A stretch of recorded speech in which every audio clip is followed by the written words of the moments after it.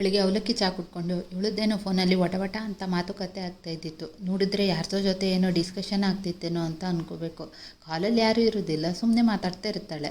ಅದಾದಮೇಲೆ ಊರಿಂದ ವಾಂಗಿಬಾತ್ ಪೌಡರ್ ತಂದಿದ್ದೆ, ಅದನ್ನು ಯೂಸ್ ಮಾಡಿ ವಾಂಗಿಬಾತ್ ಮಾಡಿಕೊಂಡು ಜೊತೆಗೊಂದು ಬೆಂಡೆಕಾಯಿ ಪಲ್ಯ ಮಾಡಿಕೊಂಡೆ. ನಾರ್ತ್ ಇಂಡಿಯಾದವರು ಬಿರಿಯಾನಿ ಬಿಟ್ಟು ಬೇರೆ ಎಂಥ ರೈಸ್ ಐಟಮ್ಸ್ ತಿನ್ನೋದಿಲ್ಲ ಅನಿಸುತ್ತೆ. ಬೆಳಿಗ್ಗೆಯಿಂದ ರಾತ್ರಿವರೆಗೂ ಬೇಕಿದ್ದರೆ ವಡಾಪಾವ್, ಪಾವ್ ಬಜ್ಜಿ ತಿನ್ಕೊಂಡಿರ್ತಾರೆ. ಯಾವ ಶಾಪಲ್ಲಿ ಸಹ ಒಂದೇ ಒಂದು ರೈಸ್ ಬಾತು ಪೌಡ್ರ್ ಸಿಗೋದಿಲ್ಲ. ಸಂಜೆ ಮತ್ತೆ ಕ್ಲೇ ಮಾಡೋಕ್ಕೆ ಸ್ಟಾರ್ಟ್ ಮಾಡಿದೆ. ಆದರೆ ಈ ಸಲ ರಗಳೆ ಬೇಡ ಅಂತ ಕಾರ್ನ್ಫ್ಲೋರ್ ಗ್ಲೂ ಹಾಕಿ ಗ್ಯಾಸ್ ಮೇಲೆ ನೀರಿಟ್ಟು ಅದ್ರ ಮೇಲೆ ಈ ಮಿಕ್ಸ್ನ ಇಟ್ಟು ತಿರ್ಸಕ್ಕೆ ಸ್ಟಾರ್ಟ್ ಮಾಡಿದೆ. ಹೋಗ್ತಾ ಹೋಗ್ತಾ ಗಟ್ಟಿ ಆಗ್ತಾ ಹೋಯಿತು. ಕ್ಲೇ ಥರ ಅನ್ಸಕ್ಕೆ ಸ್ಟಾರ್ಟ್ ಆಯಿತು. ಅದನ್ನು ತೆಗೆದು ಬೇಕಾದ ಶೇಪಲ್ಲಿ ಮಾಡೋಕ್ಕೆ ಸ್ಟಾರ್ಟ್ ಮಾಡಿದೆ. ಈ ಸಲ ಮಾತ್ರ ಸರಿಯಾಗಿ ಬಂತು. ಯಪ್ಪ, ಈಗಾದರೂ ಸರಿ ಆಯ್ತಲ್ಲ ಅಂತ ಒಂದು ಕಡೆ ಖುಷಿ ಆಯಿತು. ಏನಾದರೂ ಹೊಸದು ಕಲಿಬೇಕು ಅಂದರೆ ಕೆಲವೊಮ್ಮೆ ವೇಸ್ಟ್ ಆಗುತ್ತೆ ಅಂತ ಕಲಿದೇ ಇರೋಕ್ಕೂ ಆಗಲ್ಲ.